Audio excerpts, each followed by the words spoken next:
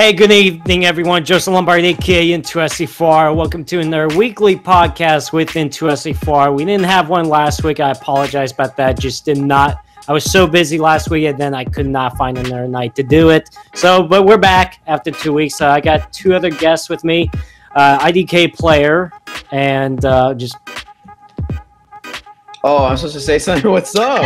How's everyone doing? Switch over to your camera, and then you're just looking at yourself, looking down. Ah, okay.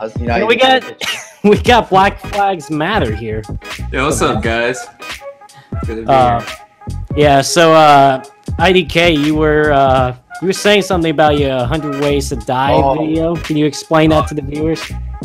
People take a joke. I understand that no one can take a joke in 2018, but when you see a video that says 100 Ways to Die in NASCAR Heat 3, at what point do you think you're actually going to find 100 ways to die in a game that you can't die, number one? And number two, how do you not expect it to be a joke? So when you see women drivers as one of the ways to die in NASCAR Heat 3, it's a joke. And when you see the whole lobby as Hailie Deegan wrecking, it's a joke. Even though she won, it's a joke, okay?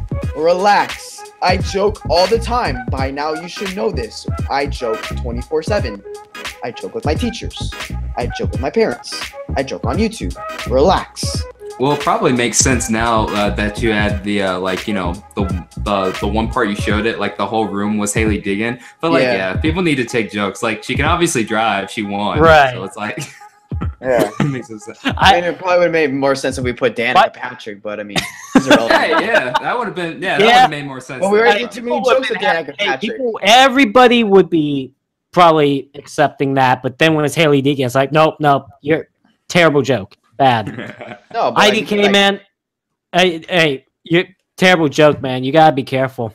Yeah. We did too many jokes of Danica Patrick already. We did driving as Danica Patrick, racing against X, aka Danica Patrick, like Ricky Stenhouse. We did another Danica Patrick joke. So, like, you gotta switch it up. By the way, good video. By the way. Oh, thank you. Yeah, it was good. It was. I was dying on some of them. It was pretty funny. But. Yeah, can't joke about that stuff, man, these days, you know? And I was just telling them that, you know, if I mean, obviously I'm not going to make jokes that's way out of line and stuff, but if I make jokes and a lot of people likes the joke, but then you got like one or two people that doesn't like, I'm like, sorry, dude, you lost the battle. It's fun too a lot more. I don't care, like, whether it's a political joke, depending on which side, because to be honest, I don't give a crap which side it's on. If the political joke is funny, I think it's funny. Yeah. Same thing with like NASCAR jokes. I don't care. Speaking of NASCAR, this weekend. Yeah. Where do we start? I mean, I know where we should start. Kamikaze's video, because you know it's gonna be good when he starts his video. Looks left, then he looks right, and then you know what? What just happened? What just happened? That's when you know it was good. Yeah. The left and right. No. I honestly, it was a lot better than I expected. To be honest with you, because I thought I was so concerned about the Roval this weekend. I'm like, this is going to be one huge mess. Everyone's going to crash, hit the wall, especially during practice and qualifying. I see people hitting that wall on the back straight. I'm like, oh my god, someone's just going to destroy that entire wall. And Bubba did it. Like 5 times. Jeez.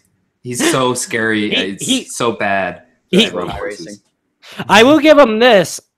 He did not wreck himself at all during the race itself. He obviously got it out of the way during practices and qualifying, and don't do it in the race. So yeah, I was surprised. I think he just tried not to wreck. Like, yeah, probably that too. No, but it was first off, before we get into this Roval discussion, can we give a shout out to Hailie Deegan? By the way, first female driver to win in the K&N series. That's a big deal, and I knew it was going to happen eventually. And she did it Saturday night. Only 17 years old. Congrats to her on that. And I can see a lot more. What? She's that young? Yeah, she's 17. Yeah, Bro. she's 17. She was 16 when she started this season. Are you Yep. serious? Yeah. When's her birthday? Like July? I don't know, like July, something like yeah, that. I think. Yeah. Oh, okay, so I'm like a couple months older than her then. Well, wait, what does that mean? Huh? What does that mean? What does that mean? Couple months older than her. Hey, you guys think I might be the youngest part of the NASCAR YouTube youth movement, but I'm actually wrong there. Raw Gator's the youngest by a month. So Yeah. Yeah. Real. July, Okay. I think it's June 1st, and I'm May 3rd. So Okay. I saw a comment today on Twitter, or I saw someone reply because Deegan was doing a bunch of media stuff today, and I saw Right. this on NASCAR's Twitter, and he was like, "Yeah, she has to wreck people to win." I was like, "Did you?" I'm like, "Did you see the race I've finish? seen It was a typical bump and run move." I'm like, It was a "Man." bump and run move on Cole Rouse. Like, my gosh, he would have Yeah. done the same thing. And even Cole Rouse said it after the race too that I ain't gonna cut her any slack anymore. And he shouldn't. You go for it. Yeah. Don't. I mean, as long as you're not wrecking somebody, but it's just a Yeah. bump and run. What the? God. See, I'm Yeah, I telling know. you. Some fans are toxic. They're so I know toxic. it's a bump and run. It's not like she dumped him. Okay, good lord. I mean, what? He still finished second. Yeah, I mean it's still a good points day. I mean, unless they have a playoffs. They don't have a playoffs in K&N, do they? No, Okay, They don't. good. All right, we already have enough. not gimmicks. yet. Don't I wouldn't be surprised. don't give them any ideas, man. Come on I'm now. not. But no, shout out to her, man. That's a big deal. I feel she can definitely get some more wins in the K&N series.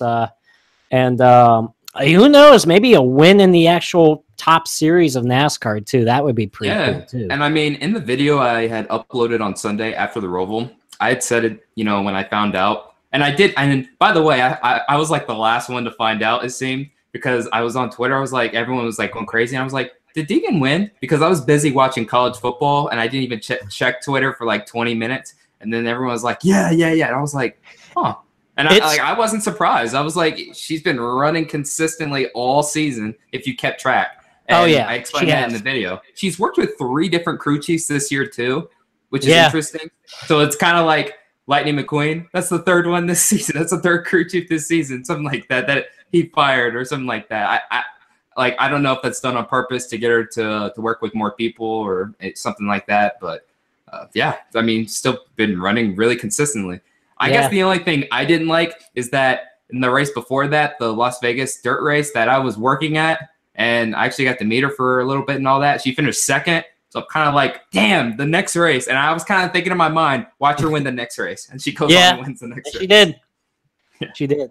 Well, no, it was pretty cool to see her win. I knew she could eventually do it, and she did it. No, she's done really well in the K&N series this year. I'm also going to the K&N race at Kern County, the season finale. I'll be there, and so it'll be fun. But no, congrats, sir. I thought we'd give her a shout out before we get on into the Roval discussion. Now let's get on to the Roval. Like I said, where did we start for the race? I mean, the Xfinity race was good, and then the Cup race was wild. Definitely wild. Wow. First, like I said, where do we start? I mean, first off, congrats to Ryan Blaney, man. That's so cool. I'm representing him today, by the way. Big win for him. He sees Truex and Johnson wrecking. He's like, thank you very much, and steals the win away. But I would say can we all applaud, even though I don't like the guy, can we applaud Ricky Stenhouse? Because if that wasn't... I'm never going to do that. I am. I'm never going to do that. That was the best finish I've seen in a while. Honestly, I also kind of wanted it to stay... I kind of wanted it to stay green to see how the fuel mileage would have played out. But then when that went out the window, I'm like, oh, all right, this is going to be a mess. Because I knew it was going to be a mess in turn 1. Someone's going to overdrive the corner. Did not expect it was Keselowski, to be honest with you, of all people. I mean, Keselowski, Larson did it, Kyle Busch did it, a few other drivers did. So it's like these drivers have never had a restart at the Roval on old tires like that, and the first time did not go well at all. Oh no! One thing with Nicole, that was the most NASCAR Heat 3 move I've seen. Yeah. Yep. Up. Controller died. It's going I thought of one incarnation when I saw him do that because he knows what I'm talking about. Yeah. I know I've seen people on NASCAR Heat 3 like think it's the oval, and I see them just go straight into the tire barrier. Or I have not seen this yet in any of my lobbies. I guarantee you it's happened in our lobbies, but I guarantee like people thought, oh, we're racing at the Roval. Like, but they're literally racing at the actual oval, but yet you see them slow down to start making the turn, and then causes this wreck behind. I guarantee that's happened. I wouldn't be surprised. No, but Keselowski just pulled a NASCAR Heat 3 move. I think several drivers did too. Oh, yeah. What was it called? The heartburn turn? The heartburn turn, I think. Yeah, that was definitely a heartburn right there for a few of those guys. I mean, what? It took two of the fastest guys, I think, that could have competed for that win. Keselowski, Larson, Kyle Busch. It took out Blaney, almost got destroyed in that. He barely got by it. Lucky. Well, we had Almirola get involved in it a little bit. A lot of playoff implications in this race. A ton. Yeah, for sure. Austin Dillon, he had trouble. He was trying to avoid a Chris Busch or something. He doesn't count. We don't talk about him. I know he doesn't count.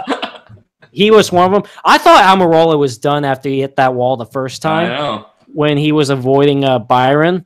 I thought he hit that wall too hard. Oh, man, he's done. But I thought Larson was done. Yeah, let's say that. Larson, yeah. Oh, That's another NASCAR Heat 3 move, baby. Heck yeah. Oh, my God. Like, how does a car like that make it into the next round? That's just impressive. Well, all thanks to Jeffrey Earnhardt for getting turned by Daniel Hemrick. Actually, more so Daniel Hemrick, I guess. And I even said this on Twitter after the race. Kyle Larson fans are now obligated to be Hemrick fans. Yeah. From now on. Well, I mean, but what a way to get into the next round. I mean, you see Jeffrey Earnhardt wreck. All Larson has to do is pass him, but you see him blow a tire, what would have been turn 4 on the oval. Then he kept down the gas because the spot telling him, 96 is wrecked on this front straight where you need to pass him to get into the next round. So he kept down the gas, and then he comes off that final corner before the finish line, smacks the wall again just for good measures. That's just classic Larson right there. I mean, how many times do you see that? You don't. It's that's crazy, man. So again, what? The Johnson. To be honest with you, I wanted Johnson to win that race. Yes, that would have been I so think a cool. lot of us wanted that. But what? He drove it in way too hard going in that last corner and just he locked up the brakes. It started wheel hopping, lost control. I thought, I saw Johnson spin. I'm like, damn it, Truex just won. And then he gets back up into Truex. I didn't think that was going to happen at all. I saw Johnson lose control. I'm like, he's done. And I'm like, congrats, Truex. All of a sudden, he nails Truex. I'm like, and then I'm like, oh man, who's going to get back in the gas first? Johnson or Truex? Who's going to get there? But they didn't do it quick enough. Here comes Ryan Blaney. Steals the win. That's awesome for Blaney, though. Think about this, guys. Ryan Blaney has never won with 4 turns. I know you guys have probably seen tweets like that. Yes, that's right. Oh, I didn't think about that. He's won at even though Pocono, I would say it's around.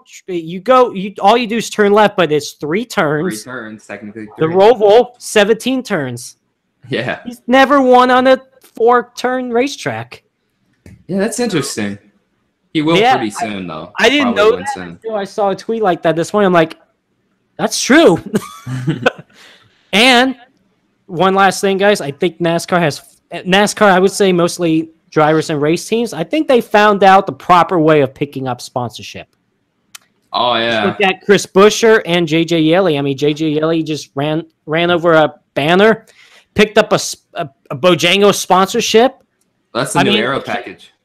Yeah, the Chris Buescher testing out the aero package for 2019. I don't think NASCAR would allow that. Oh, by the way, yeah, Ed Martin from 704 Games, he's like, by the way, we are not adding that aero package into the game. I'm like, aw, man. I was excited, man. But that's a way to pick up sponsorship now. Just that's what NASCAR needs to do on every racetrack. Just put banners on the racetrack, and for the drivers that need sponsorship, just let them drive into a banner. Just pick one, and there you go. You got sponsorship. Just put banners on the racetrack. Right. Heck yeah. I think Chris Buescher and JJ Elliott, I know where they're going. I think NASCAR needs to go that direction. And Chris Buescher with the aero package, he knows what's up. Maybe for road course, I would say maybe he was testing out the road course package next year. You know, I mean, you gotta try things. So, anyways, I think I've given my thoughts enough about the Roval. I think it was a very good race, very exciting. I'm honestly glad how it turned out. It wasn't, I would say, as chaotic as I thought it would be. But, I mean, obviously it was a couple of moments there, but because I thought it was going to be a wreck fest the entire race, but it really wasn't. So I enjoy the Roval. So, IDK, what's your thoughts?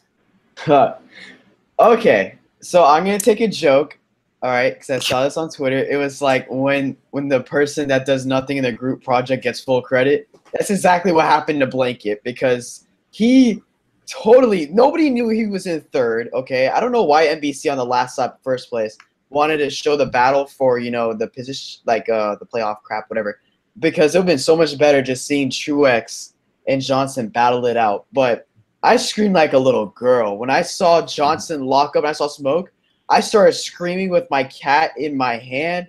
Like, I just started screaming, right? Like, full blown. And then all of a sudden, I saw Truex get hit. And then you just see Blanket in his banana car out of nowhere come and cross the line. I screamed. That was awesome. The turf was good. All right, the turf did work. All right, I think turf should be at almost every track. Yeah, should be at every track with these cars. Yeah. Yeah. All right, and to be honest, I like the race because it wasn't a wreck fest, okay? But you still had cars spinning here and there. The Bojangles sign, that Eco or Echo Park, whatever it is, I don't really know. All right, all that stuff. And then you still had, like, you know, your regular drama. People were still passing. Keselowski totally screwed up the front end.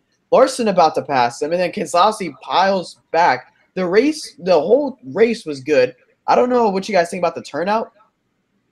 Like, I thought the turnout was definitely not what I expected, but I thought it was pretty exciting. Because you have to remember, like, Charlotte does have extra stands, because if you didn't have Charlotte stands all the way near turn 1 and near turn 4, and they were just all piled into the middle, there probably would have been, like, I guess you would say a sold-out crowd, I guess. Well, actually, speaking of that, what I heard that yesterday's race was the most tickets Charlotte Motor Speedway sold in the last 10 years. Wow. Yeah. Yeah, I'm not surprised. I mean, I'm not surprised because it's a new thing Charlotte did, but it was a good turnout for sure for the crowd. I thought it was a pretty good crowd. Yeah. And the thing is that there was more people that stood, like they were in the stands up on top too, because there's a number of Charlotte Motor Speedway does have the stands up there. But I believe that, like, I used to watch old NASCAR like videos when there was just HD, because now this is 4K quality. Now you can actually see if people are in the stands or not. Before, everything would just blend in a little. Uh-oh. Oh, he's there. He's there. Oh, he's there. Okay. I thought you were done. I know. You just like. Okay. I thought I was talking to myself. I was like, no. Okay. But Blanket did awesome. I'm happy Blanket won. I'm going to call him Blanket because every time I try to type in Blaine, he always goes to Blanket. But the thing is, why doesn't he do burnouts? I don't know. He just doesn't. I guess he just doesn't do them. Well, he did for the Cup race. Cup race at Pocono when he won his first career, but. Oh, yeah. But yeah, he didn't do it yesterday. I don't know. He did not do it. He just did the Polish victory lap. got out with his mullet. That's it. Gave the chicken fly to some kid. Yeah, that's really all he did. What's with these drivers and mullets, man? Mullets are so ugly. Today's generation, man. No, that's not this generation. That's not this generation. No. Yeah. No, but now it's really getting serious. It seems like. If you want to talk about millennials, you have a man bun and a vape pen in your hand. Yeah, pretty much. All right. I don't vape. Just letting you know. I don't do drugs either. Okay, getting off topic. But no, but like to be honest, I thought this race was actually pretty cool. I liked it a lot. All right, Darian. Well, I mean, everyone's just talking about the finish and stuff, but I mean, just the race from start to finish, I really enjoyed. I was watching it with my roommate Matt, and he's not even a NASCAR fan because I was like, telling him, like, dude, you have to watch this race. It's gonna be awesome. And luckily, it didn't disappoint and stuff. And I had to kind of explain to him that some fans thought the race was boring because NASCAR fans like to complain a lot. And then he was like, why? Like, it was so good. And I was like, yeah, I know. Like, it's just NASCAR. Typical NASCAR fans, or some of you fans are just so toxic. You got to complain about everything. But, I mean, the race was, as a whole, was awesome. I'll talk more about it on my podcast on Wednesday. But I'd probably give it a 9 out of 10. I mean, this was one of the best finishes I've ever seen since watching NASCAR in 2004. Easily top 5. And that whole last lap, it reminded me of the which Daytona 500 was it? I believe it was the 76 Daytona 500 where Petty and Pearson are crashing on the final lap, and they're just stalled there and stuff. And Pearson had to drive it to victory, had to basically coast it to victory and stuff. And I was like, oh, we're gonna have that. And then Blaney just comes out of nowhere. And then what people aren't talking about is Jamie McMurray got second. That would have been I didn't know that. Here's the thing. Yeah, here's the thing. I didn't even know because we were so focused on the Truex and Johnson battle. I didn't even know who was in third. I saw those two wreck. Also, I'm like looking in the background. Who's in third? Who's in third? And I knew it was Blaine. I didn't know McMurray finished second until after I watched all the coverage. I was like on my phone looking at the results, and I'm just like, what the? All right. Yeah. McMurray. All right. Who has been trash all season gets second at the Roval. It's cool. Yep. Cool. That's cool. That's cool. I did like how everyone ran into each other on restarts, though. Like, you just saw Eric Jones run into someone. Suarez. Well, not shocked, but Suarez running into AJ Allmendinger making it 3 wide. Like, threw a dive bomb in there. Slammed in Hamlin at one point. Gee, I wonder why he doesn't have a ride next year. I mean, that's what we saw at the All-Star race. Oh, please. I don't know what package is going to be, to be honest. I have not been picking up. I'll figure out what it is going to be in February. Yeah. Yeah, and see, that's something that a lot of people are, like, all about right now is about what All-Star package. It's not the All-Star package. It's not the All-Star package, guys. It's not the All-Star package. There's a lot of fake news out there. Let's not get that started. What if almost cried on his video? Yeah, like what if was like getting all getting all upset. I'm like, dude, I was like, it's not the All-Star package. Like, there's not the All-Star package, but nothing has been confirmed. Like, there's nothing. Like, we don't know what's gonna be the package. Like for next year. Time will tell next February, for sure. Yeah. And also, just to get back to the Roval really quick, someone just said this in the chat. There was like some controversy on Twitter and stuff like, oh, Jeffrey Earnhardt stopped on purpose to let Larson by so we can get the point. But he even explained it on Twitter. I can't exactly remember like what happened. He's like, oh, I tried to get it started, but it just wouldn't start up again. And you know what? It's true what he said. So he was like, he said on Twitter, so everyone knows when Daniel Hemrick turned me, we spun backwards, causing the engine to turn backwards and causing the oil pump to run backwards, sucking all the oil out of the system, which throws a code not allowing the engine to run till power is recycled. And he's right. He's right. It will not get the power to recycle. If all the oil is being sucked out of the system. So he's right about that. I know David Land even says something on Twitter. Yeah. I know David Land said something about that. I'm like, dude, you don't even know his side yet. Why are you already saying stuff? And I knew it wasn't intentional. Like from the very beginning, when that first happened, I'm like, it's not intentional. You know. Well, I mean, what was he gonna gain out of it, anyways? Nothing. Like, it's not like they like. Do you really think like the team paid him just in case? Like he was 34 points to the good, and if something happens, oh yeah, we're gonna pay you just in case you gotta like we just struggle and you need to give us a position. I'm a really good Kyle Larson fan. It's just because, you know, it honestly, it did change the outcome of who's making it to the next round and not. I get it. That's what a lot of fans were looking at, is that, like, oh, it just changed the outcome. Like, Larson made it in because Jeffrey Earnhardt just stopped there, waited for him, and Johnson missed it, you know? Well, Johnson basically changed the whole outcome himself. He did. I mean, if we're going to blame, I mean, I understand he wants to go for the win because he hasn't won in a very long time. But, I mean, if you just stay in second and just ride behind Truex, you're in the playoffs. I mean, you're in the next round. So right, it's kind of his fault. Yeah, well, yeah, no question. Johnson screwed himself to make it into the next round, but this is just with every driver's mindset. Is their job is to, no matter what situation they're in the playoffs, their job is to go out there and win. They're doing it for their team. They're doing it for their sponsorship, not for themselves, but they're doing it for the whole organization, let's say. So, I mean, he's doing his job, and that's to go out and win races. I would probably have done the same thing. I'm like, you know, well, I'm just going to go for it, see what happens. He tried to send it in there. It did not work out. He wrecked himself. He took Truex out of it, of the win, too, and he cost himself a playoff shot. So, I mean, I can get that people are saying that he should just stayed in second, and which you know what, I mean, yeah, he was 7 points to the good, could have easily made it in if he finished second, but then that wouldn't be his job. Like I don't know, like a racer, you know, right? His job, like I said, is to go win races, and if you know, because like I say, not doing it for himself, but he's doing it for the whole organization. You signed up to you joined NASCAR to do what you're supposed to do. Well, 2 goals: win races and win championships. That's what you're supposed to do, and that's what is expected out of any driver, is to just go for it and win, whether it works or not. Unfortunately, it didn't work for Johnson, and it definitely didn't.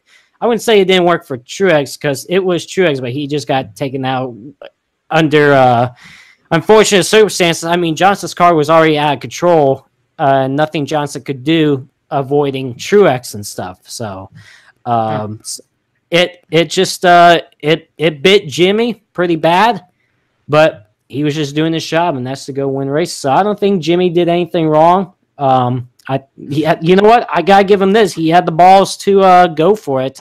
It may have cost him, but he didn't back out of it. Apparently, Truex did stuff wrong because fans were all like getting after him for spinning out Johnson on the last one. Like after the lap, like he can't be pissed off about it. Here's the thing: I can understand Truex's frustration. You know, he had a win right there. I mean, I wouldn't say he didn't have to win; he was definitely good. But obviously, he got taken out of a win. I can understand that, but it wasn't on purpose. It was not like it was back bumper to front bumper contact. It's not like Johnson like wanted to spin him. Johnson's car was already out of control. So I don't know what Johnson could have done to maybe try to make sure while he's spinning, not hit Truex. His car was out of control. What could he have done? And Truex was just in the wrong place at the wrong time in that situation. And Johnson said in his interview, he didn't even know that he turned the 78. He didn't know his car made contact with him until he saw him sitting there, spun around. So it's not like Johnson meant to do it on purpose. He's just going for the win. But here's the thing: Truex would have probably done the same thing in Johnson's shoes. But you know, like I said, I can understand him getting frustrated after the checkered flag because you know, he looked like he had the race won, and it just got taken away from him. But like I said, Johnson's car was already out of control, so I don't know what Johnson could have done. And then Truex after the checkered flag, he just went back at Johnson, took him out. A lot of fans got upset about that. Then Truex said some stuff in the interview that it was really stupid and stuff. You know, he was easily going to make the next round, and he just took himself out of it. But It's like Truex would have probably done the same thing, to be honest with you. Yeah, maybe. But I guarantee, I guarantee you, was he in the moment? I wonder if he's calmed down since the last 24 hours. But you know, I get the heat of the moment, but I mean, it was just unfortunate circumstances for him. He just was in the wrong place, wrong time when Johnson came by and hit him. Right. Nothing Johnson did intentionally, of course. Mm-hmm. So I don't know, man. I mean, tempers on fire in the playoffs. I do have to say one thing, and we've already seen this before when Brad Keselowski, you know, aggressive goes around versus Truex. Truex does get angry because, I mean, it's true. Truex likes winning. I mean, who loves losing? Seriously. Right. And Truex could dominate this season. If he gets one win taken away, it's obviously that's just the nature of how he acts. Like, he likes to win. I mean, I think that we all have that in us, to be honest. Like, you get taken out of a win like that, whether it's like, you know, whether it's like intentional or not, like, it's in the heat of the moment. You're going for the Roval, okay? And I guess it's a big thing now. I don't know if they make this a crown jewel or not, but it's actually pretty popular. Like, it really should, yeah. But you're going for the Roval, and all of a sudden, you just see this 48 car just spin and take you out. You're in your girlfriend's pretty much blue car. She drove the pace car. Fairy tale moment coming here, and just like that, it's gone. I mean, I would be pissed too. Because, I mean, he's going for a win. If Truex would have won that race yesterday, that would have been an emotional win for him. I could see him tear up. Yeah, that would have been a big deal for him. And you know what? That could be another reason why he was upset too. He wanted to win it for her, and it just didn't happen and stuff. But another thing I also thought about is that, think about this, if he won the race, that's 5 extra points going towards the next round. Exactly. Mm-hmm. So he lost basically 5 extra points that could have made a difference for the round of 8, let's say. Whether to make the round of 8 or not. In racing, it's never okay for something. Like, be like, oh, I mean, I don't know why Truex did that because, you know, he's already into the next round. But the way this playoff system works, a win is still, it's about 5 more bonus points. Because remember, what was it, last year? Truex going into Phoenix or, I don't know, Texas, he was good to go. He didn't need to win that last the round of 8. He was good to go, but that was because of these playoff points. I mean, in the system, you're never okay. There's never an okay moment. Like, there's never, oh, it's okay, slap on the wrist. No, I mean, to be honest, there's never that moment. Well, even the races leading up to the playoffs, like the final few races, like you're right around 16th, you're in 15th or 16th or 17th, 18th. Like, no. If you have a bad race, it could be over for you. So it's not. You're right. It's not like a slap on the wrist. You have to give it all you got. Even when they for yesterday's race, you know, this is for those drivers, especially mostly they were focused on for a while. Ryan Blaney too. They were looking at Almirola, Alex Bowman, Johnson. You know, it's like this is it. They need to pull something off, or else they're going to miss the next round. And that's why it was so focused yesterday too. So it's like you cannot make any errors. And I do have to say one thing, and I actually commend NASCAR. Wow, can't believe it. But for doing this, because it's not like how it was in 2014 where if you win any race, you're good. All right. Some of these drivers, when they win a race, they still want the bonus points with the stages because they have that cushion. You saw what happened with Jones and all these guys, and that they're now out. Denny Hamlin made it in. He's out now. Like, barely any bonus points, like barely, and like that's what just screws you. Well, that's the thing. Like, even for the stages too, you want to get in that top 10 in the running order on the track to get extra stage points because that just makes a difference. That's why you see all these guys, even for 10th, you know, 10th and 11th, they're battling pretty hard because they want to get that extra point. And that's what it takes sometimes, you know. But like I said, on Truex's defense, I guarantee you a few things he was probably really angry about that was going through his head after that race yesterday. Like I said, he got taken out of a win. That could have been 5 extra points for him towards the next round. He wanted to win that race, I guarantee you, for his girlfriend, Sherry. That would have been a big win for him and her.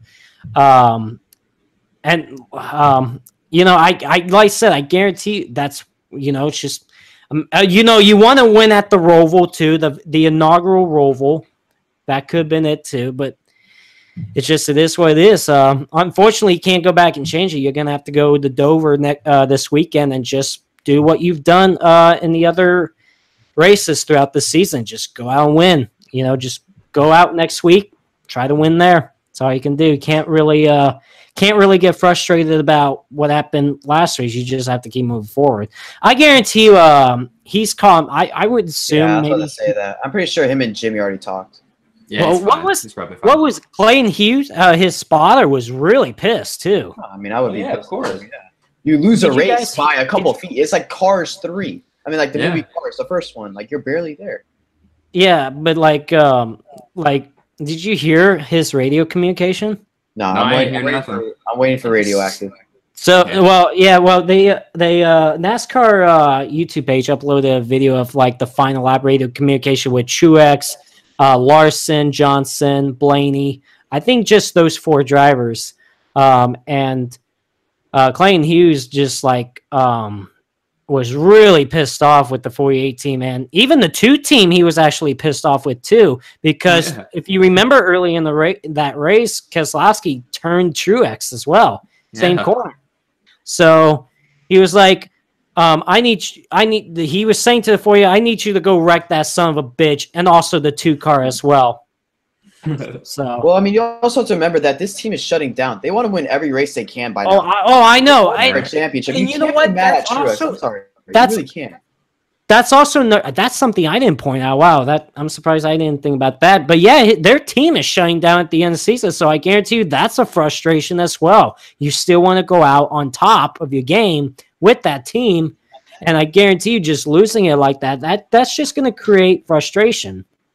So that could also be a reason too. So yeah, there's probably several reasons why Truex was pissed off. Oh, heck yeah. I mean, I gotta say one thing. I'm pretty sure Jimmy, he was crying in the interview. Like I felt so bad. My mom felt bad. You could tell he rooting was. against him. He was emotional. Yeah, my mom was rooting against him because every year we went to Homestead, we saw him win a championship. She used to root against him. My mom started feeling bad. She's like, "Oh," I'm like, we understand. Like I felt bad for Jimmy. Seriously, he's had a rough year. You're gonna make a bad seasons on him. We already know it's coming. Yeah. Okay. Look, he knew he screwed himself from that finish yesterday. He screwed himself making the next round, but he did what he had to do. He was out there to go win the race. It just did not work out the way he wanted. He lost control of the car, spun out, took himself out of it. I mean, what can you say, Yeah, you're for sure going to get a bad season, Jimmy Johnson 2018, Stenhouse 2018. Who would have thought, who would have thought, again, this would have been so cool to see Jimmy win because he's been struggling all season long, something we don't ever see out of Jimmy Johnson. I was actually rooting for Jimmy Johnson. I was too. Yeah. I was rooting for Johnson to win that race. I'm like, please beat Truex and stuff because he was right there. I'm like, oh man, Jimmy can win this. But there's only 3 times I rooted for Jimmy Johnson in my life. When I was at Homestead, I wanted to see him win his 7th championship, the Roval, and that time at Texas to make sure Brad Keselowski didn't make it into the chase. Yeah, and also that was the last race at Charlotte with the low sponsorship, so you kind of go out with a bang, I guess, too. Yeah. So I mean, literally. Yeah. Oh yeah. Pretty much. I mean, Valvoline's coming on next year. Yeah. Who knows? I'm pretty sure Valvoline's coming on next year. You see the commercials everywhere. I'm pretty sure there's some. Yeah, there has to be something going on between the 48 team and Valvoline. It has to. It could be them. Could be Valvoline going to the 48 next season. Wouldn't surprise me. I think it'll be a good move. You see, like all the commercials everywhere. It's just Jimmy Johnson signing autographs and pouring Valvoline into the car. Yeah. So. and also watch out like when he like gets back to his regular form next year. If that ever happens, everyone's just gonna hate on him again. Because that's just NASCAR fans. Yeah, pretty much. I don't mind Johnson, honestly. Yeah, I don't mind him either. I like him. He's a nice guy. He's a genuine nice guy, and he does a lot for his foundation stuff. I think it's cool what he does, and just the kind of person he is. He's just like his personality is just good. But yeah, you could tell in this interview he was heartbroken. You could tell by the tone of his voice, too. He probably went home and was like, "Oh, let me stare at my 7 championship trophies." Yeah, it's like Because to be honest, it's all. But Mix. yeah, but no, but again, I thought the Roval was great. So obviously, guys, I think you guys would agree too. I think the Roval needs to stay. Some think it should leave. No. Yeah, I haven't seen a lot of people say to leave. There's been a lot of votes. I've seen a lot of these votes on Twitter. Like, all right, so the Roval stay, and there was a few that were like, "Oh, it's a gimmick." No, I thought it should stay. I thought it was good. Yeah, no, it's I think if you get good racing and it's not the way you want it or whatever. I think it's good for that track in particular, like Charlotte, because they haven't had good races in the last few years. Oh no, not at all. So I felt like it was good for that facility as well. And I mean, obviously they're going to keep their typical Coca-Cola 600 race around the oval. I honestly don't want them to change that. That should always. No, you shouldn't change that. That should be the Memorial Day race, but the playoff race, have the Roval. But I think that's good for this facility. So I'm not too crazy about this happening, but I know there's been a lot of discussion that these other racetracks, which I hope they don't really all of a sudden be like, oh, let's do the Daytona road course or the road course at Homestead or Indianapolis. God, like, please don't do that. Oh my God, don't do that. Like, I mean, can we wait? Maybe if it was planned, can we do maybe 1 or 2 more, maybe 10 to 15 years down the road? Let's not like immediately just do it. I mean, I'll say this: I like to see it at Indianapolis, but with this new aero package, with the new 2019 package that's coming out, it's going to provide for more closer racing. So maybe not. Like I don't. Yeah. I mean, but a Daytona road course, like we look forward to restrictor plate tracks, and now one of those is going to be a road course. Like, come on. Like, no, not going to be good. If they ever did that, I'm never going back to Daytona for the Coke Zero Sugar 400 because it obviously will be that. They're not going to make the 500 a road course. No, they can't. No, you cannot change the Daytona 500. I would be so mad about that. Because I was looking at all of them. I was looking at all the tracks, and they were putting out Homestead. I was like, Homestead? I have watched the road course at Homestead already, and it's not that great. I mean, granted, I did watch it with sedans, but, like, still. Like, it's totally different. You can Homestead any groove. Homestead. Yeah, Homestead provides for great racing. I mean, it's great racing for the championship. I thought Homestead's good. Yeah, you can use literally any groove to run. Like, yeah, exactly. Don't do it. Even Auto Club Speedway was brought up too because they have a road course. I'm like, no. They brought up Pocono. Pocono, yeah. Yeah. Please no. If they were gonna do one, New Hampshire has a road course. Let's go there. No, I'm so serious. They actually brought up New Hampshire too. I'm not joking. You know, Las Vegas has a road course too, like in the all of these mile and a halves have road courses. They all because they're all made for dual racing. Like they could have like stock car racing, and then they could have their little GT crap. Guys, New Hampshire has been boring. Let's do the road course there. I was actually saying that. I was like, look, if we're ever going to do, I'm serious. If we're ever going to do another Roval, either Indy or New Hampshire. Not New Hampshire. The last race we had there was pretty good. Yeah, last race. And then watch, we're going to have a couple more dull. Oh, my God, why is it on this? Who knows? You never know with that track sometimes. But no, I hope they don't get into that. Like, oh, let's just add more Rovals. Like, no. One is good enough. The Roval they got right now is good enough right now. For now. Please don't add more. I hate to say this, but I have to agree with Dave Moody here, of all people. But yeah, like, he was on Twitter just saying, oh, like we shouldn't have 15 Rovals, like all of a sudden because we have one and stuff. And I'm like, yeah, NASCAR's majority of it is oval racing. Right. Say that way.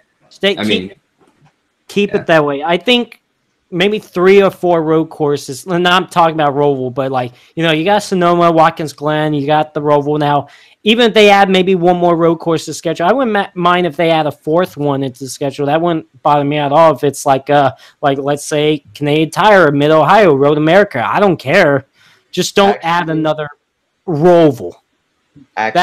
Hold on. Pocono might sound the closest for one reason only. It's because they go there twice. Okay, and I'm kind of looking at because like when you look at the configuration, it looks. I don't know.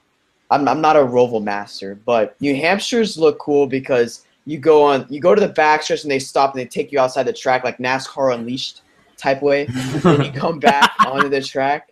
I thought that looked pretty cool, but I mean, I just don't like the fact that they're all of a sudden, let's just add 1 million Rovals. Let's go to Homestead. No. Let's go to Daytona. NASCAR, please, no. Yeah, Don't- If you're going to add another one, please add it for a track that has 2 dates and that has shitty attendance and horrible ratings.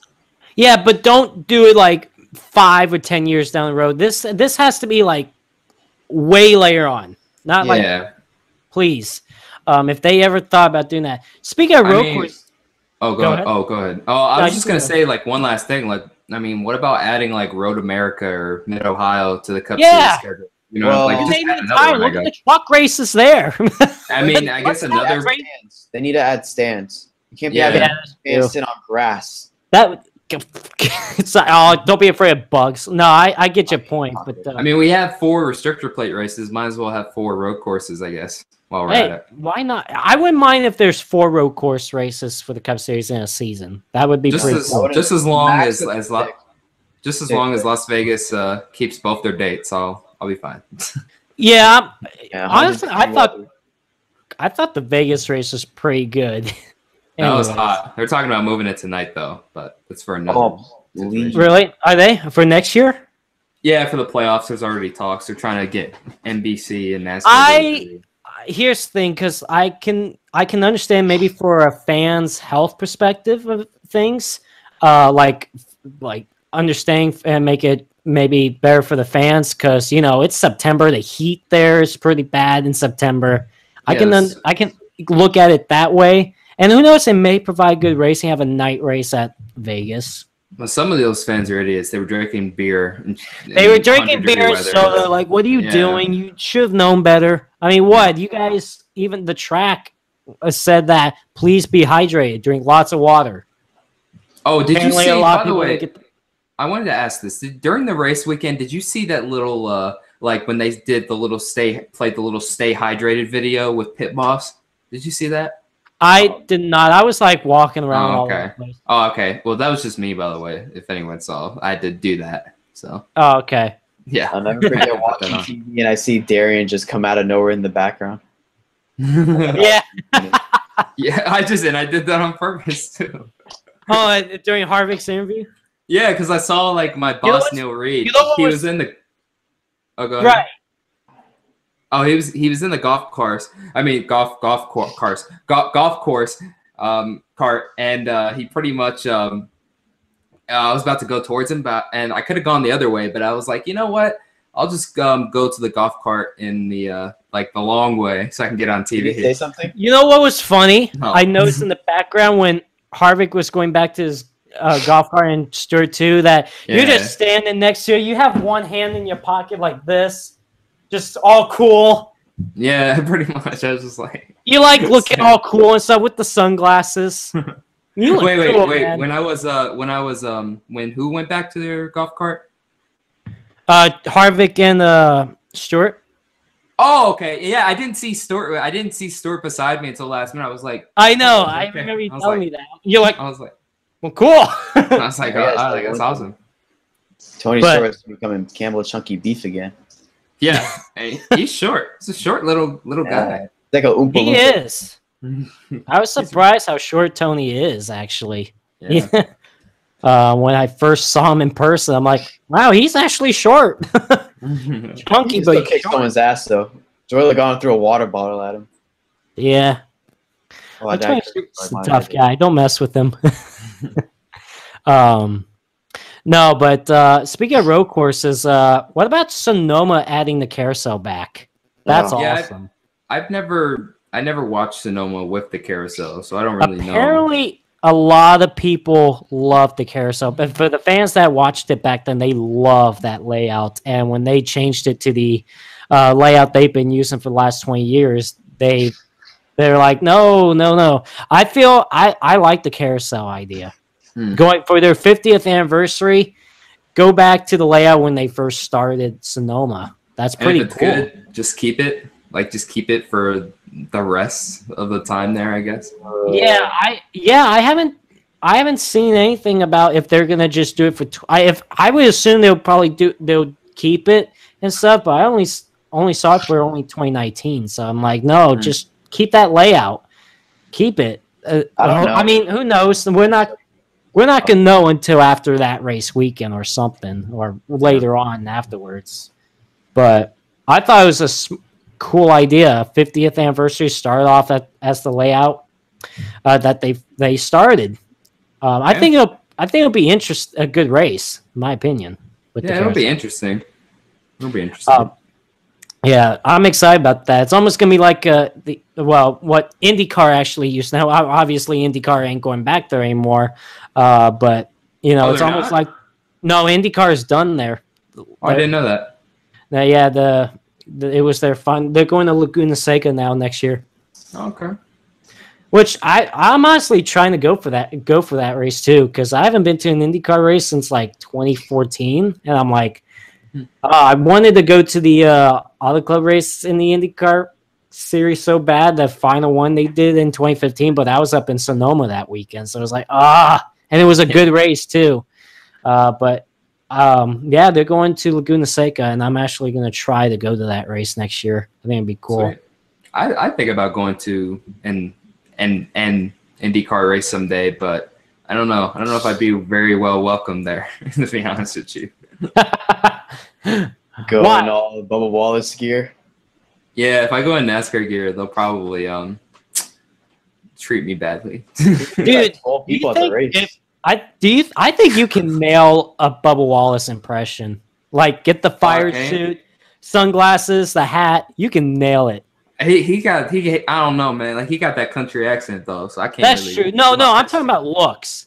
Oh, looks, yeah, looks wise, yeah, it's no problem. I guarantee you can nail that. And then all of a sudden you start talking to people, and all of a sudden they're like, "Oh, who the hell are you?" Like, no, thought you were Bubba Wallace. I'm like, no. Then you just disappoint them. Yeah, I can't do like, how's he talk? He's like, well, all right, like something like that. Hey, you know what we have to do? I just realized we gotta get him to play NASCAR Heat 3 with us. Oh, like in the Pro Series? You can do that. No, or just like in a live stream, just a race with them. That would be. He's on Twitch. He's on Twitch. No, I want to get in contact with him so I can be like, hey, you want to get in? If we could, I know this will probably never happen. But what would we get for like one Pro Series race? That would be. I'll be scared. Let's get him for no, not for a road course. Let's get him for a road course. He should be good there. Martinsville. Hey, are we? Actually, speaking of the schedule, are we going to the Roval at all? Yeah, third race. Nice. Let's bring them in for that one. We got 6 preseason races. Yeah, what? We're about to have 6. We're about to have 6 preseason races. No, we've already had 6. I've been wanting to do the preseason races. They're all, but like the problem is every time I see it get scheduled, like it was like 4:00 my time on Friday. I was like, dang it, I have something going on. And then yesterday after the Cup race, like all of a sudden I had family over. It was like, damn it, I want to make these preseason races. I want to give it. Next Sunday? Yeah, the next. Yeah, it's at Sunday for the next one, next 2. Okay. Next 7. What tracks? Bristol and Daytona. Okay. And it's no custom setups anymore, huh? Yeah. Oh, just for the restrictor plate tracks. Because those are fun with custom setups. All right. The defaults, you can't really. You have to stay single file really the whole time. Right. No. Okay. No. Bristol is not going to be a stability help race. There's only 3 stability help races though. Yeah. Which ones are those? The Martinsville, because if we didn't put Martinsville as a stability help race, we'd be there forever. Roval, I mean, it's pretty obvious why. And then Watkins Glen, once again, it's pretty obvious why. Okay. Yeah. Okay, makes sense. All right, fair enough. No, I'm shoot. I know I've been seeing you guys mentioning about it and then talking about when the season's gonna start, but when does the actual season start again? November 30th. Okay, that's what I thought. I just wanted to make sure.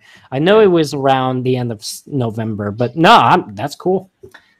I'm excited. Give it a try. No, I think if you guys want to check out the YouTube Pro Series, the people in chat, you guys should check it out. Pretty cool stuff. From what I've been seeing so far. Oh, yeah. You've got a YouTube channel. Got everything going there. Yeah, YouTube channel. Got even tempers flaring, too. Like, my goodness. That's me. God. Yeah. By the way, isn't there rumors that something about you? What was it? IDK, you threw some rumor out of Darian, or who's What? someone was saying something. I forgot who said it to me. But apparently, I gotta find it. But someone said to me on Twitter. I gotta have to look for it to explain. Are it. you- Oh my God. If it's me and Darian got in a fight, If me and IDK got in a fight, like that's so fun. That's so hilarious. It was, No, but, like, it was between you two. I just forgot what it was about. okay, look, this is the thing. On the Pro Series, everyone, I think not everyone, but most of us, I do it openly, so you don't get demonetized. Okay? A lot, okay? Or at least just me. And it happens. Darian did it in the interviews. He talked about me. I think Danny talked about me a little bit. And, you know, Seed and Darian had a little fist fight. Okay, yeah. Okay. Yeah, there's apparently been people a little upset about you guys. Only I think this preseason. rivalry is so real and stuff. I'm like, Oh no, I'm cool. It's just I guess Seed- it's for Seed fun. needs to learn how to drive. That's all. He just Yeah, needs I to learn heard how to drive. a lot of stuff Yeah. about Steve. Apparently, he's parked for one. Section Golly. 0.5001. Like, Doing what what? For intentional the wrecking. rule book? I like the codes. Wait, what was the code again? I It's can't like- remember. It's like 1.005152 or something like that. We'll be like, wait, what? Since when do we have codes? It's like Section 4, Article 3 of the rule book. You'll be fine. So, who's actually the main owner of the league? We don't have There's it actually there's Oh, like okay. just adamants. I was just gonna say, like, one of you guys should have been like, you all of a sudden you pull out this huge rule book out of the YouTube Pro Series and just like turn pages, find that like, oh yeah, here it is. Point, Yeah, you know, make it 50021. You know, it says right here, you will be parked one race for intentional wrecking. I think I got a giant book. Let me find it. Oh my god! I have to say one thing. We have had a different winner every race. And we have Yeah. had drama every I've race. seen that. That is true. There you go. See, it's the rule book. Rule book right here. The complete history of NASCAR. See, we gotta turn it to section 145. Let's see. Let's find What this pictures are we gonna look at? What decade? What year? No, this is the rule book. I ripped all the pages. No, it's fine. That's impressive. That's impressive. You could rip out every page in that book and then add like rules into that book. That'd be Oh, funny no. if you just like taped in the front like a piece of paper right in front, like Like rule book. obviously you tape up the in front of it the history of like put some rule book underneath NASCAR. And also, I wanted to say, I think IDK just said this. We've had a different winner every race. Yep. So it's like pretty even. It's a pretty even field. And now with no setups, it's going to be even closer. So Yeah. and again, the points, it's a consistent point system, and there's no gimmicks, and it features some of your guys' most favorite and beloved NASCAR YouTubers in the NASCAR YouTube community. So yeah, and these preseason races they're already intense too. So I can't even imagine what the Yeah. the By regular the way, season. when am I gonna get my animation? Like, look, Oh, we we gotta have talk to a NBK. card again, right? Yeah, you gotta talk to. Or wait, I think you already have yours, but one of us I hasn't haven't done posted it yet. So Yeah, all right. we'll I'm the get to 9 it. car again, right? I want to make Yeah. sure. Okay, I did We choose can that. Slop each 'Cause I other was 9 car, the 24 car. Yeah. So Sloppy Joe, he's just gonna enter now, and he was like, "Oh, let me get the 24. Well, that's taken. Oh, let me get Yeah. the 9. Yeah, that's taken." He's probably I like, have to say what one the- thing, though. I'm like, who took the 24 and who took the 9? It's like, well, the 9 is Joseph, and he's like, that son of a bitch. Probably. God, he's probably. No, I think it'll be fun. I'm gonna have a good time. Hey, look, you gotta say one thing though. Every race that we've had some type of drama. We've only had like 1 or 2 really dominating races. I where, have a like, on the feeling. first lap you knew who was gonna win the race. No, we've actually had one. Like Yeah, on it the was first Atlanta. couple laps. That was No, Atlanta. Martinsville. Oh, And- Martinsville. Yeah, because you lapped the whole field. Yeah, Yeah, none the of us whole can run field that got place. lapped. Yeah, none of I us can haven't- run that place. So that was I pretty wouldn't funny. be surprised if I have a rivalry with one of you guys, but You're gonna have course, a rivalry got- with someone. of course. Everyone's gonna have one. I'm telling you. we're gonna like that'd be funny if if 7-4 games could come up with a thing where drivers could get out of their cars, you start punching each other. Also, I don't you think- see like the whole crew, the crew members and team try to get in there too, try to fight or break it up. You see the officials be like, "Whoa, whoa, whoa, whoa! All right, that's enough. That's enough." I think we'll be good, Joseph, because you know how to drive. Penalties. You know how to drive, Joseph, so we'll be all right. Yeah. We'll be all right. One thing is, I would say one thing. No, I actually think we only had one dominating race because Atlanta went back and forth. Oh, yeah, that's right, it did. So Martinsville was there. Oh, there was only one leader and one everything the whole race. It was never. So I was like, "Don't worry, Joseph. You'll still have plenty of time to hit the wall. You probably." No, but I know for a fact if I'm leading, if I'm in a situation when I'm going to be aggressive for sure. So you watch out for that. But only one. Yes. Not everyone's going to hate me. Yes. Well, I mean, I'm not going to be an asshole and just like try to intentionally put people in the wall and stuff or wreck people on purpose. But I won't give an inch. I'll do everything I can to win. But can we have a small review of I guess you would say like pissed off people? Okay, let's start with Chicagoland. 3 wide, me on restarts because I was trying to make my lap up. Idiot. I thought we're most of us were be dummies, so I thought if I go 3 wide, relax. Shh. I thought we could go 3 wide and get my lap back, even though that obviously didn't work. You should have seen it coming, man. You're Roval, was it really what the Roval? Carnation smacked the wall in the turn. Yeah. He acted like it was. He acted like it was the regular, like the oval track. Everyone's braking. You just see boom. Like, dude, come on. Come on. Shouldn't they give you a hint that, before the start of the race, you're in that little last corner? Yeah. Before the start. Should have gave you a hint. I guess the Roval, I mean, me and Eric, we hit each other, but stability help. You're not going to get screwed up. Don't be a baby. Relax. It's stability help. You could rub someone. You could bang someone. You could like, dive bomb someone, and you'll be driving like nothing happened. You got Flex Seal in your car. You're good to go. I've had people mad at me for like hitting somebody like an AI car in the door for the win and not wrecking them. I'm like, really? It's first off, it's a computer I'm racing against, and it's a game. Chill out. And I've been getting people pretty mad at me on how I've won some races and stuff. Like I'll like try to send it into the corner, hit the guy above me in the door just a little bit. He's not wrecking. He's not hitting the wall and stuff. It's all fair play. And I bring him back to the line. People's like, "Oh no, this bullshit. You dumped him." I'm like, look, it's racing. Okay? Just calm down. There's only one real good guy. You know that? There's only one person everyone likes because when Watkins Glen ended, everyone's like, "Yeah, they way to go, Raw Gator. Yes, good job." Yeah, Raw Gator's like nobody like dislikes him really. No, I like him. He's cool. There was never like usually because like in the comic section, like if someone like there's obviously everyone doesn't like it's either Carnation, me, Darian. Like if one person like on one stream, like let's say if I win, another stream they're like IDK asshole. I'm not subscribing. But Gator went, "Hey, well, you are an asshole. Everyone loves Gator, right?" Yeah, yeah, let's go. So it was pretty cool. I was actually happy that Gator won. But I think was there drama at Talladega? Yes, there was. Was there? No. Yeah, because apparently Jared said like the chat was going crazy, including my chat apparently was going crazy against you guys when you both were like battling me for first. Oh and, like, yeah, I was trying to dive below the line, like I was getting blocked. Yeah, like, it was exciting. That was actually funny. Yeah, it was just exciting. It was just good racing. And then we were all 3 wide at one point. So yeah, but that's racing. I like it. Nobody wants to see a snooze fest. Okay, stuff is going to happen. I don't care if you call me Kyle Busch. That's all right. Kyle Busch has won, and I finally won. Yeah, you suck.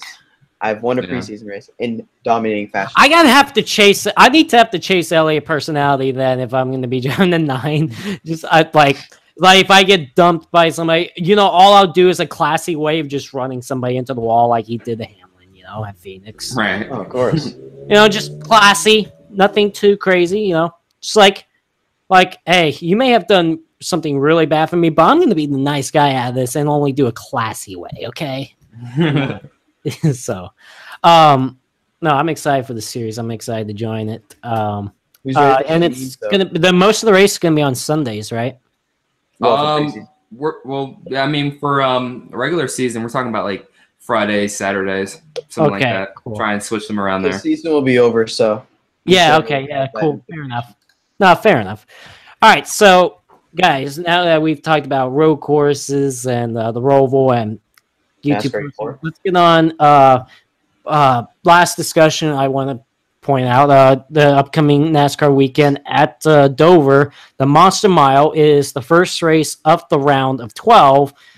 And first, I want to make predictions. Obviously, our race predictions and our underdog pick, and I want to obviously make our predictions now of who's going to be eliminated after the round of 12. So, I want to start off with the Dover pick. So, IDK, who is your winner at Dover, and who is your underdog pick?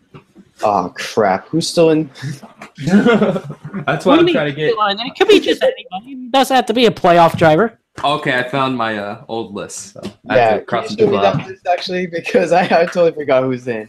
Like, Right, I don't want to eliminate anyone. Like I don't like eliminating people. I feel bad. So the people who were eliminated, the drivers, Eric Jones, Austin Dillon, Jimmy Johnson, and I think we all predicted Dylan. and Denny Hamlin. Okay. Yep. So let's see here. Dover. I really smell Kyle Busch's Eminem's car for some reason. It's gonna be him, Truex, or Chase. I don't know why I don't feel Harvick, but I feel one of those three. I just have that feeling. Okay. My stomach. So who's gonna win at Dover? Oh no, that's one of those three. You know what? Let's see. I'm gonna go with Chase Elliott. Okay. And Fanboys get happy. Yes. Well, he came close last year.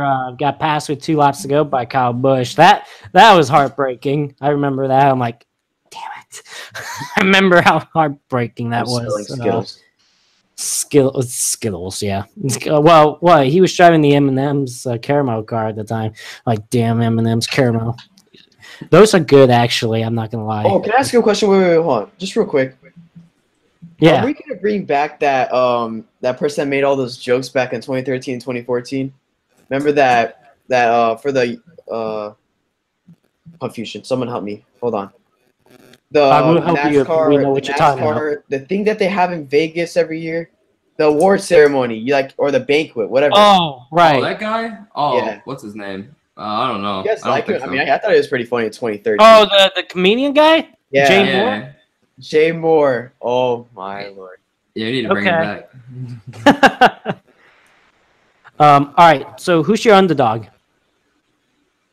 Oh, I need that. I mean, I'm pretty much just gonna be one of those three. So let's see. What have you been in the last other podcast when we? No, I'm trying to think. You can't have an underdog for Dover. Why not? It Why? could happen. Dover. It doesn't have to be a winner. Just like, would you? The only Who way I do you can think's see actually there's gonna be being an winning? underdog in Dover if they have that wreck in NASCAR the game 2011 before they started like the actual thing. So let's see. Underdog.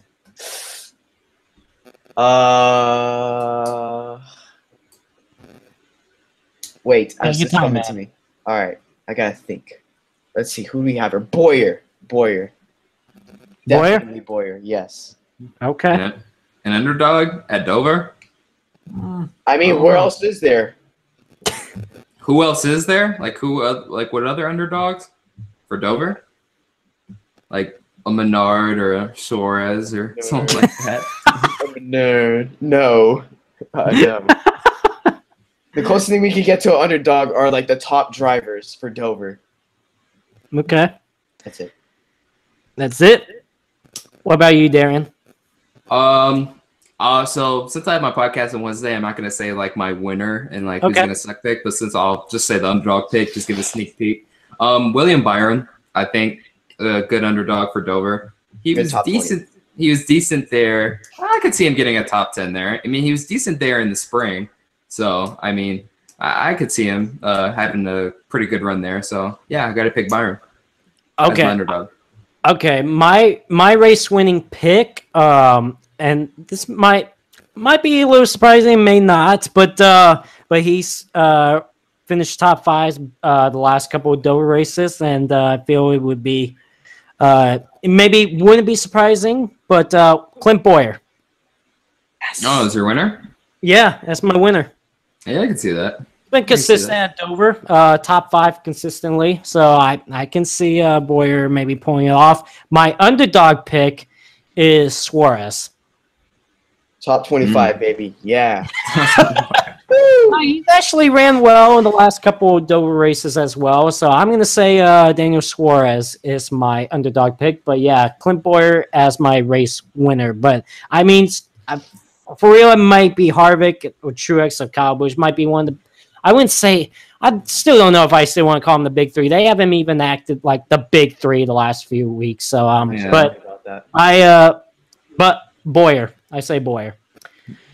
So last thing is who's going to be eliminated after the round of 12. Because here's the thing: you got Talladega coming up, and Talladega is the wild card race. That's in a couple of weeks, and a lot can definitely change. It can definitely change the outcome after Kansas. So I'm looking at my playoff predictions, and I need to look for it again. Here it is. It's right here. So my playoff grid. I feel the drivers that's going to be out of the playoffs after the round of 12 is going to be Alex Bowman, Eric Almirola. He got the win at Charlotte yesterday, but I feel Ryan Blaney is. I don't see him making the round of 8, which it's bold prediction. I mean, he might make it, but it's going to be close. So yeah. Oh, and Kurt Busch ain't going to make the round of 8. So Kurt Busch, Ryan Blaney, Eric Almirola, and Alex Bowman I have eliminated after the round of 12. What about you, IDK? Hold on, I'm on NASCAR.com. Give me 1 second. I already have mine ready, so I'll go next. I like how you're ready to go. So we made predictions like a couple of weeks ago, like before the Vegas race. And I already have my round of 12 here. So I said that Boyer, Logano, Almirola, and Truex Jr. would be eliminated. So I'll stick with that. Wow, Truex, really? Yeah, at the time, he was just inconsistent and stuff. And he stepped up in the playoffs and stuff. But, I already made the prediction. So the only track I feel like it can save him, that I know he can do good at, is probably Kansas. Yeah, that's what I'm like. Been really well there.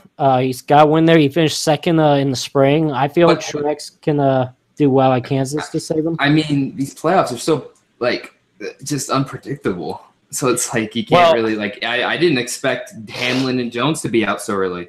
Jones, he was consistent. I had him in my final 4, and now I look like an idiot. So Jeez, I didn't know that part. You had Jones in your final 4. You had a thumb in your Jones. You had the thumb. He was consistent. He was pretty consistent those last 5 races. No, he was for a while. I'll give you that. He was he had an average finish of 6.9 heading into the playoffs, from the last 5 races. So I used that consistency. And what does he do when the playoff starts? He's inconsistent. Once that whole Vegas incident happened, it was downhill from there. And he was running good at the time too. And yeah, it was just downhill from there, unfortunately. No, but again, Talladega is the wild card race, so it's obviously the playoff drivers are going to do everything they can to win at Dover because they'll be automatically into the round of 8 because they don't want to go into Talladega with a lot of pressure. And of course, for the playoff drivers, they cannot have any issues at Dover because there could be something happening at Talladega, like a big wreck that they can't get out of, and it can cost them it could really put them in a deep hole for Kansas to go out and win the race. So mainly get through Dover, and hopefully you can get through Talladega well. So IDK, what about your elimination drivers? So right now NASCAR has 9, 10, 11, and 12 as Chase Elliott, Kyle Larson, Eric Almirola, and Alex Bowman. We all know Alex Bowman is not making it to the round of 8. So Alex Bowman, Kurt, Joey. Decision time. Let's see. He doesn't even know. Kurt, come on. I'm trying. And you know what? Oh, man, I don't want to do it to the Cuban. Almirola. Cuban American. Sure. No. Stop. Bowman, we know for a fact. Kurt Busch with his satellite ears. And we got Joey. And then, yeah. No, yeah. Eric Almirola. Yeah. Eric Almirola. Eric Almirola. That's who it's gonna be. Oh my God, that's too funny. I hate this. I hate this prediction thing. See, the thing is, for Joey Logano, you gotta watch out for him at Talladega. Oh no. The Penske drivers, both of them, and even maybe for Ryan Blaney as well. Because their Penske program for circuit plates. It's impressive. Especially Talladega is very strong. Yeah. So I took Ryan Blaney eliminated after the round of 12, but what about him at Talladega? If that Penske program is strong at restricted plates, they're going to be a threat. And, obviously the other teams, other drivers, they're going to be like, okay, we need to beat these Penske drivers at Talladega because Keselowski, Logano has been strong there. Blaney could surprise them. That's going to be their other main focus. How can we beat the Penske program? I mean, obviously, Logano won at Talladega back in the spring. Keselowski last year. You gotta look out for them. It's not impossible to beat them. There are ways to beat them, but if those three get together, they work together, it's going to be tough. But it's not impossible. It can happen. I can't wait for that race. It's going to be a good one. I mean, Talladega playoff race is always good. Like Dover, I'm just kind of like waiting, like, hey, like, yay, and then just go away. Yeah. Like, let's get this race done. You know what I mean? So we can go to Talladega. Hey, but not only that, but you got the truck race in the playoffs too. That's going to be a great race that's right. too. That's right. That's going to be a great race. That's their second playoff race too. No. That's it? No. Yeah. No. No, they're third. It's their third playoff race. That's going to be their elimination race. I don't know. The playoffs are weird. Like, you think they would start on the same weekend? Yeah, right? Yeah, Jesus. Right? I get it. I don't know. Not NASCAR, please. Yeah, I gotta fix that. If we see Ryan Blaney stand up on his car with his damn wheel in his hand, with his mouth wide open, confetti in the background, I'm eating my words. Yeah. But so we've made our predictions for Dover. We made our predictions for elimination after round 12. Not bad picks in ways, but we'll just have to see after these 3 weeks. I mean, I didn't expect Alex Bowman at all to even have a chance to go to the round of 12, but that's good for him. That's cool. I didn't honestly I'm not surprised with Almirola, to be honest with you. I mean, I didn't have him making the round of 12, but the way he was performing, especially in the last few races before the playoffs, but I'm not surprised him making the round of 12. But anyways, well, guys, I think we're gonna end the podcast here. I want to thank you, IDK, and you, Darian, for joining me tonight. It's always a pleasure. We'll definitely have you guys back on again very soon. Maybe a couple weeks or after Talladega, we got to have some discussion about Talladega for sure. Yeah, I'd like to be on after Talladega. So you can book me for that. Oh, yeah. All right. So I hope you guys enjoy the podcast tonight. Thank you guys for tuning in. It was a good turnout. Talked about the Roval. Talked about some more road course action, the YouTube Pro Series some more, and of course our predictions for Dover and elimination of round 12. So you guys take care. Have a great rest of your night. Joseph Lombard, aka N2SC4R, with IDK Player and Darian. So long. See you next week for another weekly podcast with N2SC4R.